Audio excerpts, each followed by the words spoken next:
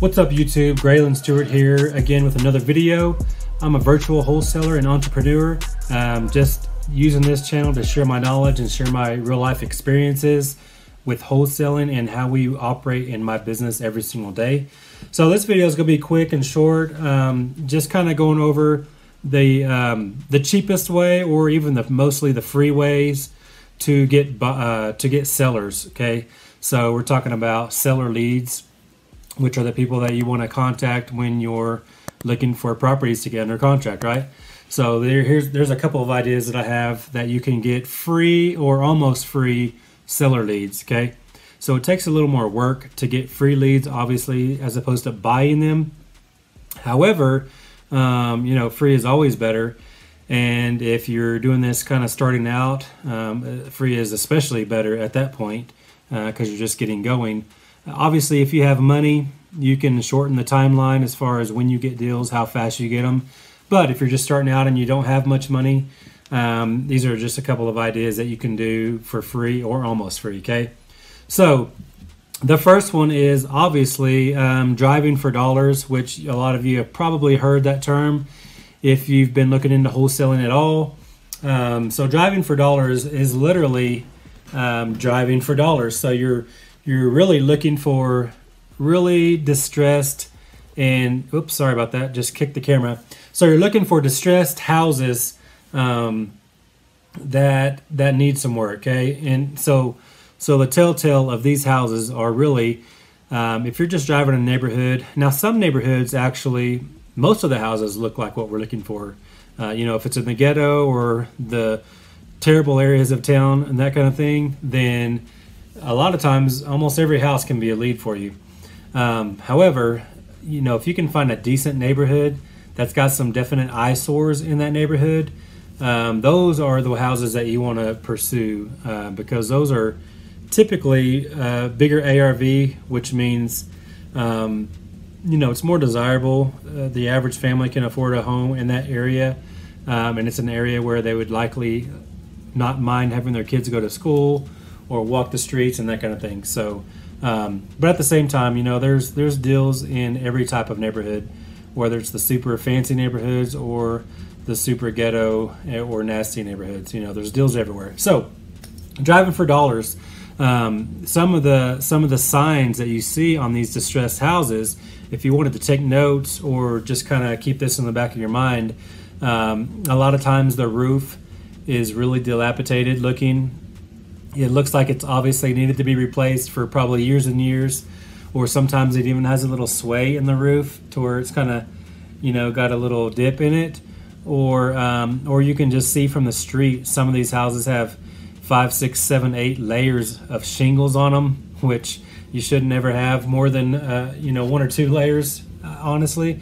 So sometimes you can look for that, or if there's blue tarps on the roof, obviously that's a sign right there. You're looking for high grass or overgrown bushes and trees, maybe tree branches all over the roof. Maybe it's got boarded up windows and doors, or some broken windows, some boarded, some not. Maybe the paint is chipping off so bad the whole house looks terrible compared to the rest of the homes in the area. Oftentimes there's tons of mail, overflowing the mailbox. So you can always kind of see that. And there's a lot of signs when you're driving by these houses, and then sometimes you can just tell, like in a decent neighborhood especially, like all the houses are kind of kept up, and some of these houses that we're looking for just flat aren't kept up. So they're pretty obvious in most cases. They're a little harder to distinguish in the rougher areas because a lot of the houses aren't kept up as much. But like I said, a lot of those can be leads for you. But the ones that are really bad compared to the neighbors, the neighboring houses, that's the ones you really want to pursue. So really what you do when you're driving for dollars, you want to take notes, whether you have one of those driving for dollar type apps, which there's a bunch of them out there, or if you just have a yellow tablet and you're writing down the address as you drive, or having somebody, in the passenger seat writing these down as you drive. So what you do is you have all those leads. So later on when you get home, you can look those up on the county assessor to kind of find out more information. You can skip trace those one by one. Oftentimes you can get like a trial period on whitepages.com or binverified.com, or there's some services out there that'll do one-off skip traces for you. Or you can just kind of build that list, build an Excel sheet of all these driving for dollars properties, wait till you get 100 or so, and then send that to a skip tracing company, which can cost you, 15 to 30 cents depending on who you use. And then, all skip tracing companies are not created equal, obviously, because there's a lot of them out there that have terrible information. But there's a couple out there that have really good information too. And I've done a video on that as well. If you want to search for that video, the title is literally all skip tracing companies are not created equal. And that's true, because if you're going to spend money searching for these property owners and names and that kind of thing, you want to make sure you have good data, okay? Because good data means you have the correct phone numbers, correct names, and correct mailing addresses in some cases. That way you're not just wasting money on bad data that you can't even utilize the phone numbers that they bring you back. So anyway, driving for dollars is one way. Another good way is just asking on Facebook. You've got probably several hundred friends, most people do. Just kind of put it out there what you're doing. Just say, hey, I'm looking to buy some houses, maybe not listed on the internet, that need a little work. Something along those lines. Just post that on your page. And you've got tons of friends. Your sphere of influence and your inner circle, as far as all your friends and their friends and their friends, that'll reach a lot of people. If you've got 300 friends, then that's potentially reaching over 1,000 people, potentially, because it's going to show up on friends' walls if they respond or whatever. So a lot of times you could just have friends of friends, and that could actually get you into other markets as well, because your friends have friends from all over the nation. So just utilizing what you have right in front of you on Facebook, just posting it on your page. Okay.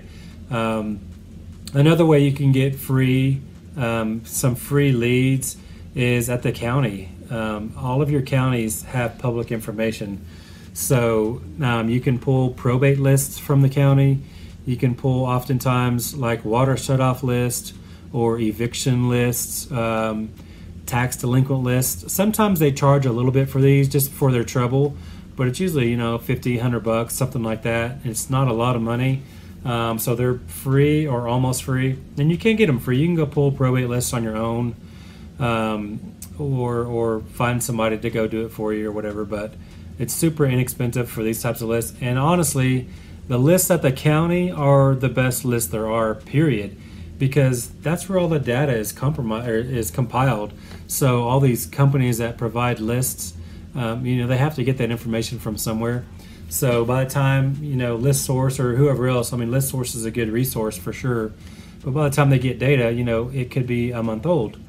As opposed to you going straight to your county and pulling that list on your own. It's fresh data, so you get to the leads first if you pull that list and get it skip traced quickly, and then pursue that list by calling them or whatever you do, because calling them is free too. So anyways, that's a couple of ways right there.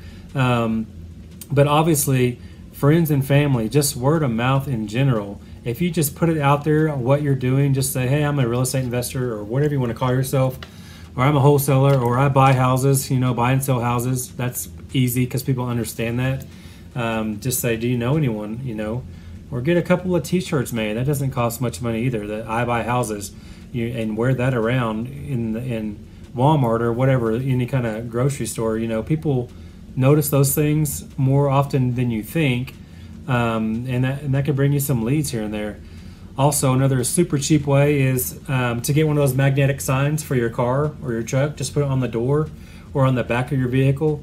Even when your car is parked at the mall or anywhere else, or driving down the road, you could get phone calls just saying, hey, I got a house over here. It's kind of like a mobile bandit sign.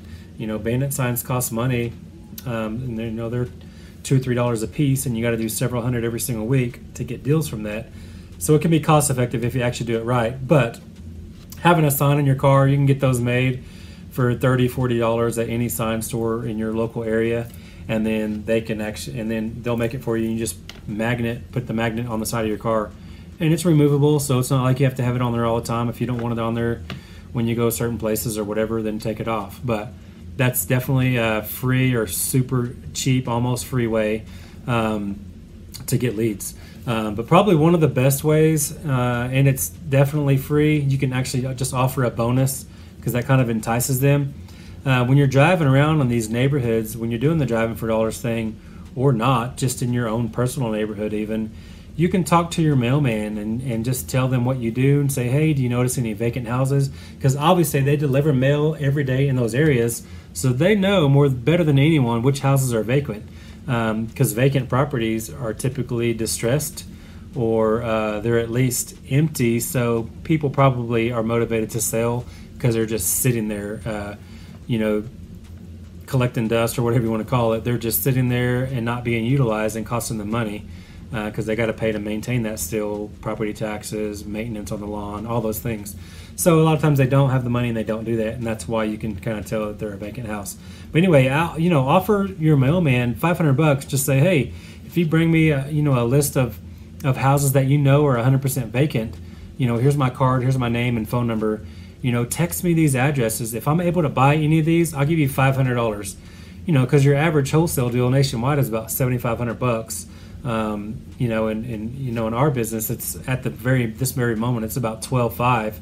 So is it worth paying $500 to somebody that brought you a hot lead and when you made $12,000? That's definitely worth it. So that's kind of what I would do for sure. But anyway, hopefully those couple of things are helpful. They're at least always free or almost free. So hopefully they help you. If you're just starting out, that should definitely be a good starting point, especially if you don't want to spend money or kind of dedicate a budget towards marketing or anything at first until you kind of get going. But at least that kind of gets you kind of your eyes accustomed to searching these things out. Before long you'll just kind of drive neighborhoods when you're not even doing that. You just notice these houses all the time and you'll want to write them down, because those are hot leads that a lot of times aren't even on a list of any kind. That's why driving for dollars list is pretty good typically. It is time consuming, so it does take you a little bit of gas and effort, but as far as just getting leads for that one without paying for them, it's a good way to do it. So hopefully that makes sense. Hopefully you like this information.